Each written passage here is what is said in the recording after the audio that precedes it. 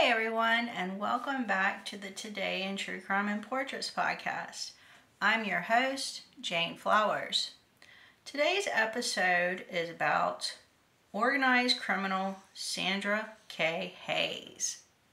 And my mother, who used Sandra Kay Hayes' social security number with Trustmark Bank in Greenwood, Mississippi, to open up a fraudulent bank account so she could embezzle my inheritance with the help of attorney Floyd Melton Jr. at Melton Law Firm in Greenwood, Mississippi. So I want to take a moment and talk to you about Sandra Kay Hayes and fill you in on who she is. So Sandra Kay Hayes she has Chinese origin. Her last name is Chong. Before she married Richard Hayes, who is from, I do believe, Staten Island, New York, originally from Staten Island. Her husband, Richard Hayes, is a Marine, and he is a Marine in the military, and he lives in Nightingale, North Carolina, in the Marines, in the military, and he's married to Sandra Kay Hayes. Sandra Kay Hayes, her maiden name is Chong, Chong. So, Sandra Hayes is originally from, I think, Arizona. She's got, I do believe she's originally from Arizona, but she's moved around a little bit. So Sandra Hayes was involved in helping my mother use her name with identity theft with Sandra's social security number. So Sandra Hayes does currently have an open bank account with Trustmark Bank, and that was the bank that she let my mother use her social security number with, that bank. So I called Trustmark Bank in January of 2020. I gave the bank agent my mother's name and the bank account that I have that's attached to my mother's name. I asked the bank agent, can you see if this bank account's still open? Because I thought it was associated with my trust fund, okay? And I didn't have my accounting then to my trust because I did not have that. And Regions Bank is where my trust bank account used to be held. And, but, you know, Trustmark's Trustmark, Regions is Regions. So the bank agent told me January 20th, 2020 that the bank account I gave her did not belong to my mother. It belonged to a woman with the last name Hayes. And later in 2020, when I worked with Secret Service agent Roger Kirby, he was the one that told me that that bank account, whatever under Sandra Hayes' name, that the social security number belonged to Sandra Kay Hayes. Okay, so I just want to go over some stuff with you all because this needs to be known. I mean, it's just ridiculous. The identity theft associated with my mom is just really just ridiculous, and it's very upsetting to me that there's not a government entity that will investigate it, okay? So why not just let you all know about it? Fuck it, just let you know. Okay, so Sandra Kay Hayes, with a maiden name Chong, because she's got Chinese descent, she's Chinese. She is originally from Syracuse, New York, okay? And her husband is originally from Staten Island, New York, okay? So she also opened up a bank account in Ridgeland, Mississippi, and she's moved around the U.S. a lot. She's lived in She's lived at 3600 Data Drive, apartment 478, Rancho Cordova in California at 95670. She's lived in Little Rock, Arkansas, Yuma, Arizona, where I told you she's from Arizona, Franklinton, North Carolina, Cicero, New York, and that Cicero is one of the places that should be looked at with the money laundering involved these people. I did, believe me, I've done my investigation, especially since my life is on the line. Yeah, I've looked into this heavy because I want to know who the people are that are going to try to kill me or have other people kill me that are in the military, like Secret Service agent Roger Kirby told me there's a lot of military involved with my case, so I'm not surprised they're going to send their military goons to try to fucking take my life out. I'm not surprised. And like I always say in these episodes, I am not suicidal. I'm very happy with life. I have so much to look forward in my future because why? I'm gonna get my money back. I have plans on that. My inheritance, I want it back. It was under $5 million of my inheritance that was embezzled. So, Sandra Kay Hayes has also currently lives in Knightdale, North Carolina. I thought it was Nightingale, but it's Knightdale, North Carolina. She's lived in Maumelle, Arkansas, Buford, Georgia. Yep, Buford. And Atlanta, Georgia. And Secret Service agent Roger Kirby told me that Georgia was involved with the embezzlement of my trust because, yeah, that's what he said. So obviously it's Buford, Georgia and Atlanta, Georgia. So that's Sandra Hayes for you guys. That's her right there. Now, I also did my due diligence and I looked up my mother's Truthfinder file. And I found out on Truthfinder that my mother was living in Syracuse, New York after her death. And she was living there January 1st, 2008, because she passed away August 25th, 2006. Yep, and I have her email. Syracuse University says that she worked there. And don't forget, guess who's from Syracuse? Yep, Sandra Kay Hayes. And it says that she worked there. I've got her email associated with Syracuse University, and it's bflowers. It's syr.edu, Syracuse. And her email is valid since January 1st, 2008. Says that my mom, on her Truthfinder file, she is an administrative secretary at Syracuse University, an administrative specialist, at Syracuse University Higher Education. Okay, and she has a LinkedIn. Yep, Brenda-Flowers- and then these numbers. Says my mother has a LinkedIn, and she never had a LinkedIn, no. And she's never been to Syracuse, New York. Nope. And she sure as hell wasn't there after she died. No. But says she was. And I got other links, and let's see. She has a Facebook. Yeah, she had a Facebook, and my mom didn't use Facebook, and she had a LinkedIn. I already went through that one, right? She says, okay, I'm sorry. Says the white pages. She's also in the white pages for Brenda B. Flowers living in Syracuse, New York. She has phone numbers. 1, 2, 3 phone numbers with the area code 315. Yeah, says she lives in New York. All right, residential address from September 9th, 2002 to July 13th, 2019 at 409 Elm Street in Syracuse, New York.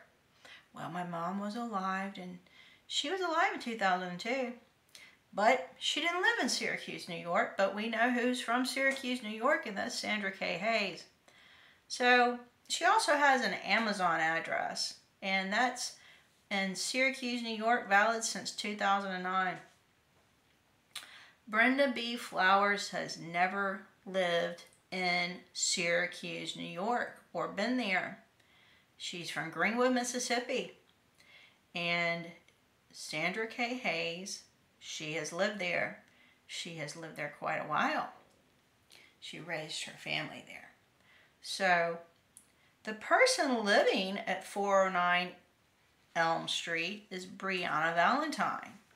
And I had the phone number for Brianna Valentine. And I called Brianna Valentine because I noticed on Brianna Valentine's Facebook page that she lives in Syracuse, New York. So I called her up and I said, hi, how are you? How's it going? I am Brenda Flowers' daughter. I noticed that you live in Syracuse, New York. She goes, no, I don't live there. Okay, well, that's strange. Your Facebook profile states that. Okay, she lied to me because her Facebook profile states that. And if you want to read my book, Dirty Money in the Delta, you'll see that. You'll see her Facebook profile says she lives in Syracuse, New York. And I asked Brianna, I said, do you know Brenda Flowers? I don't know who you're talking about. She said, okay, well, if she's going to lie to me about living in Syracuse, New York, and she definitely lived there, well, then she's probably, and I suspect, lying to me about how she doesn't know who my mom is.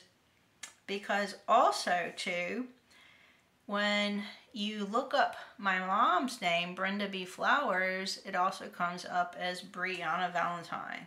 Okay, so I just want to bring that to you guys' awareness. And, yeah, this is the crap I have to go through. This is the stuff that should be investigated, and it's not. It's not investigated by any government entity. There's the feds. There are Secret Service. There's plenty of government entities do not want to investigate my case because I'm going to tell you something. There's a shitload of people that are going to be charged. A shitload. It's not one. It's not two. It's not four. It's not five. I'm going to tell you probably about maybe 15, maybe 20, maybe more, maybe 30 people, because you got to realize too that Suresh and Janesh Chawla are business partners with Melton Law Firm, this white-collar attorney law firm, okay? So they're going to be looked at too, and it's highly possible they are also involved with their organized criminal enterprise. And it's not just the Chawlas, it's the Trotters too. Lisa Trotter Melton, Floyd Melton III, his wife, she's also, they're involved. They buy property, the Trotters, McLean Trotter. He said my mom died of a heart attack while she was under his care, okay? And the whole time Floyd Melton Jr. is involved. His sister's father-in-law is involved with embezzling my inheritance. No telling what the hell Melton Law Firm did with my mother's estate. I'm sure they liquefied it. But McLean Trotter, Dr. John McLean Trotter, he is just as crooked as his brother-in-law, Floyd Melton III. They do heavy moving around some money, I'm going to tell you what. And you think they're the only ones moving money? The Chawlas, Suresh and Janesh Chawla, come on. You think these people just go out of the country for a vacation? No, not just for vacation, no. I was told by a former boyfriend, and I'm not going to go into detail about it too much, but he told me, and he is former military too, he told me that my embezzlement and this guy, he knew some shit, okay? Because he's telling me in 2014, I'm going to be, I didn't find out the stuff about my bonds until 2019, but he's telling me in 2014, right before we broke up, that my sister is involved in the embezzlement of my trust fund, and I'm going to get real mad once I find out. And yeah, I found out, but I didn't really get mad about it because from what she's telling me, she wasn't aware of what was going on because my mother was the ringleader. She was the one really doing all this stuff. From what she told me, she wasn't aware of what's going on. So I take her word for that. I don't know if I should trust her that much, but you know, what do I say? I mean, it's my sister. I don't know. But he told me, my former boyfriend, former military for 16 years, that he knows she's involved with the embezzlement of my trust. I'm going to get mad. He also said that Floyd Third, those attorneys, they are hiding their money down in the Cayman Islands. So this is not a surprise to me either, because Floyd Melton the third and his brother-in-law, Dr. John Trotter, they go down to the Virgin Islands. Enough, yes. You know, there's different countries these people go to that need to be looked at. They need to be looked at, like the Dominican Republic is one of them. The Chawlas go to France. You know, there's just different places and different countries. These people need to be investigated because they all work together. They're all involved in an organized criminal enterprise. And they're all politically connected. And they got some major pull with, guess who? Donald Trump. That's right, he's running for president. We all know who that orange baby man is. And yeah, likes to throw ketchup. When he gets mad, he throws ketchup. And he wants a bloodbath.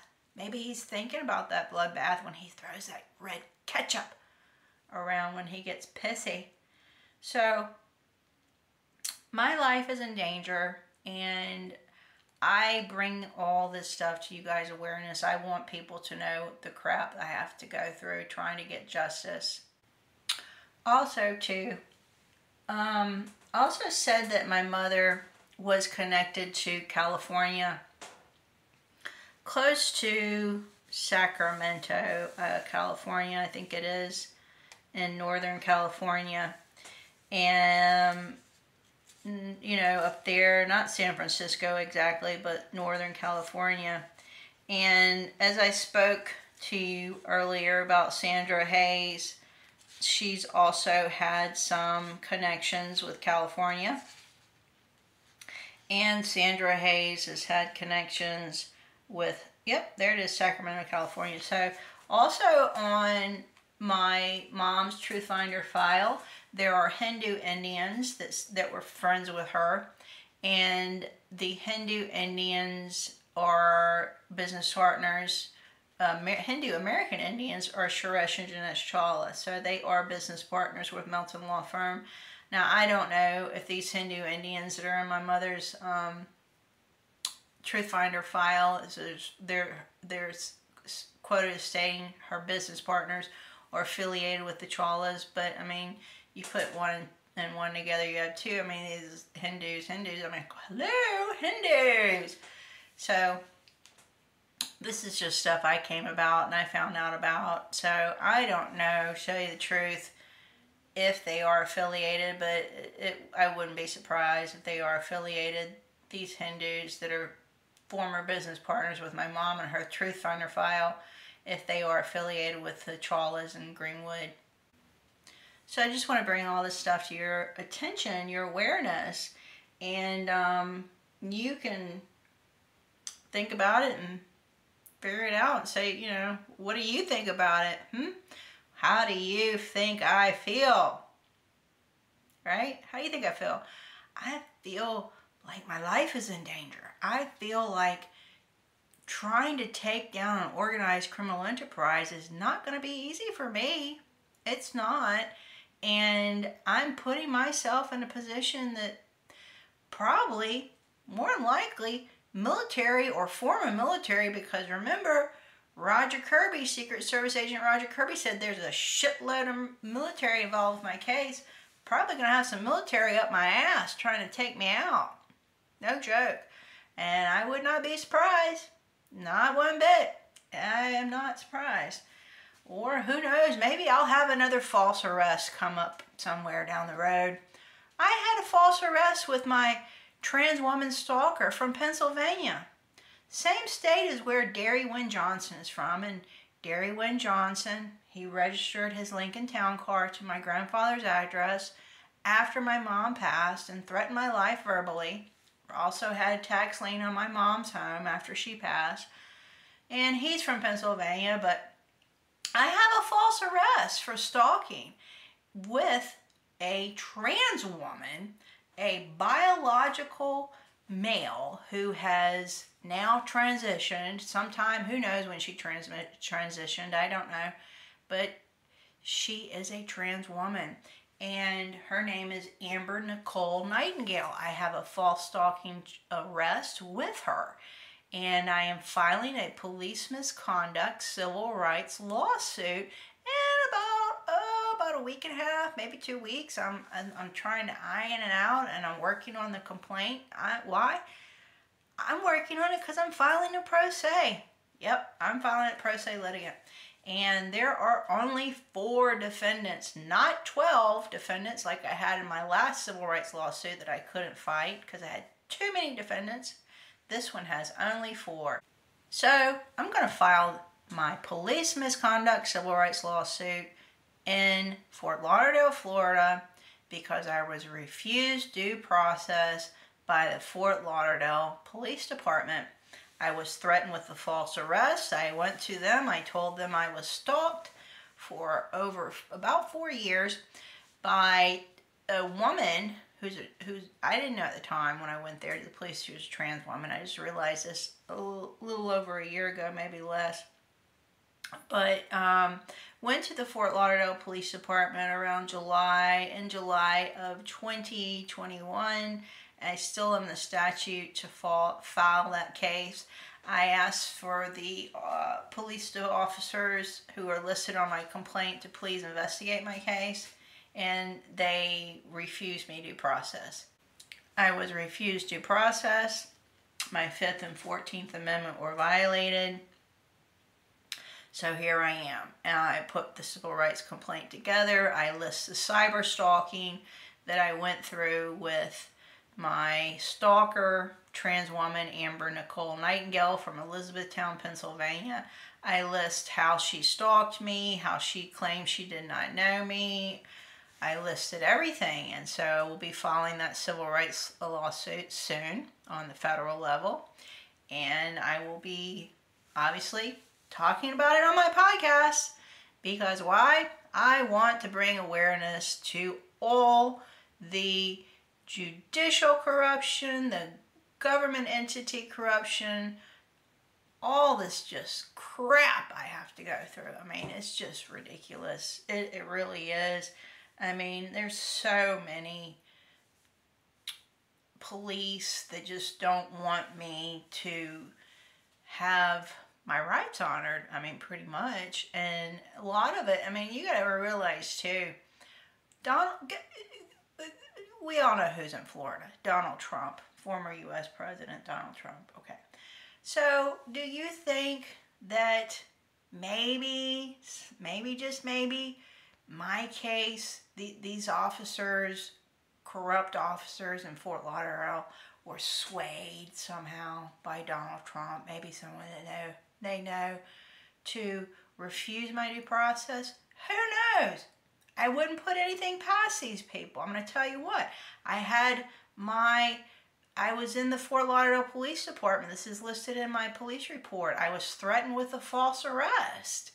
I'm there trying to have my police report supplemented, and I told Officer Jamie Costas with this other officer, Gabrielle Encarnacion, that she's sitting there. He's just like fat, tall officer, just real quiet, and just looking at me like, and they're not happy. I'm gonna tell you what, they weren't happy I was there, and I told both of them, sitting in an office, I need to have my supplement report. I needed my police report supplemented. I want to add the 2 officers' names on there because they helped a woman from Pennsylvania, Elizabethtown, Pennsylvania, stalk me.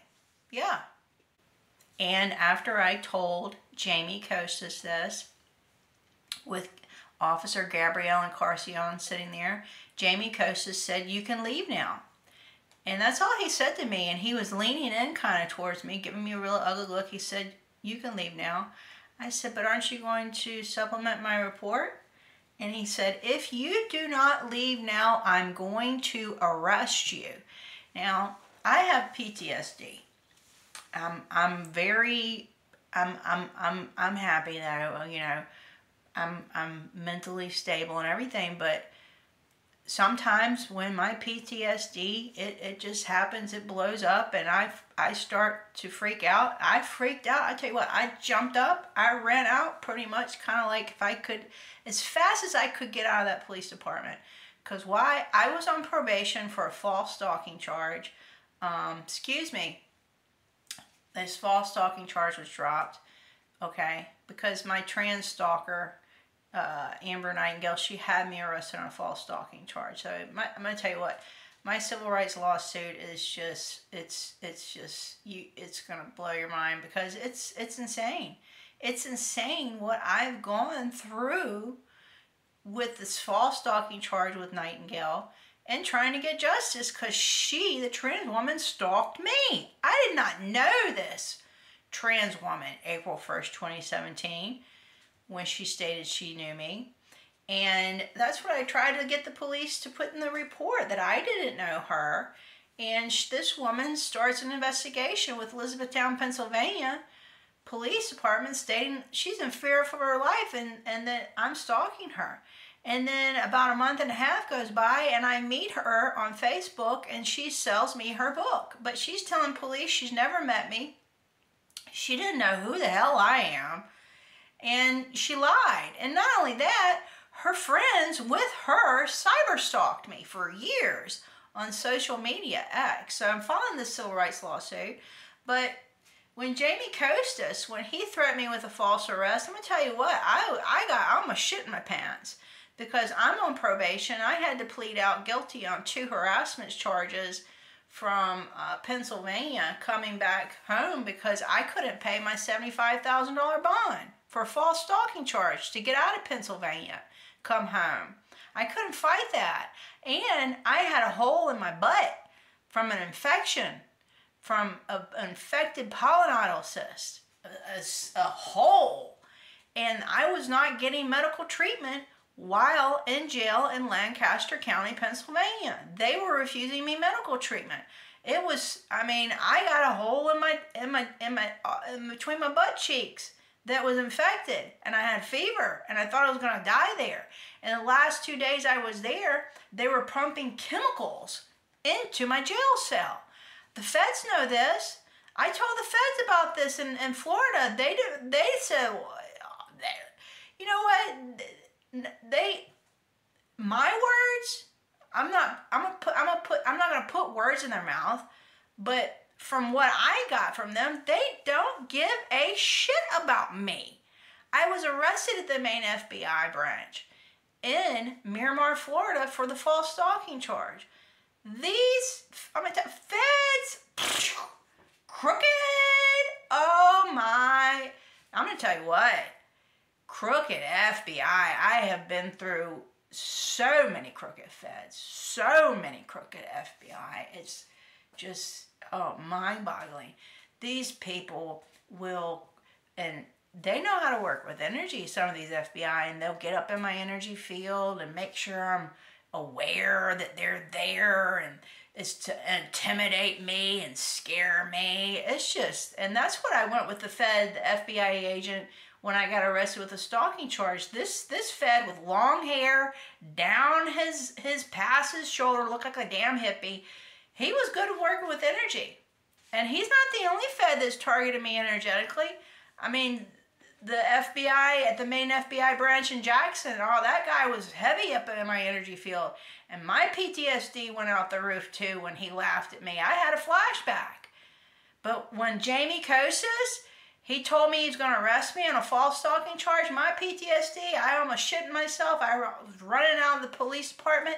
He ran after me. This crooked cop ran after me. Was like not 6 inches to a foot from me, trying to intimidate me, scaring the living shit out of me. Because why? I'm trying to have my police report supplemented, and I mentioned 2 cops, and then after I mentioned 2 cops, oh, he's all, fuck that, fuck her, I'm gonna protect these cops. That's how I felt it was with him, and that's how he treated me.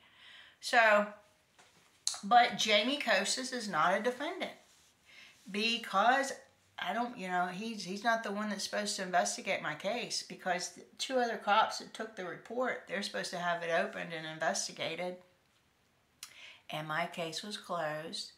I'm trying to think here. Well, when was it closed? Probably maybe not too long after I reported the stalking case with trans woman Amber Nightingale from Elizabethtown, Pennsylvania. And it was closed and never opened back up. I even requested that my case be reopened for investigation. I requested this in September last year from the officer that took the report.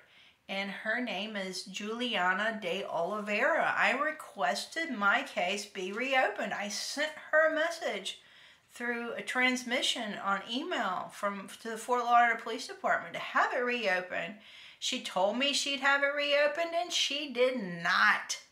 She lied to me.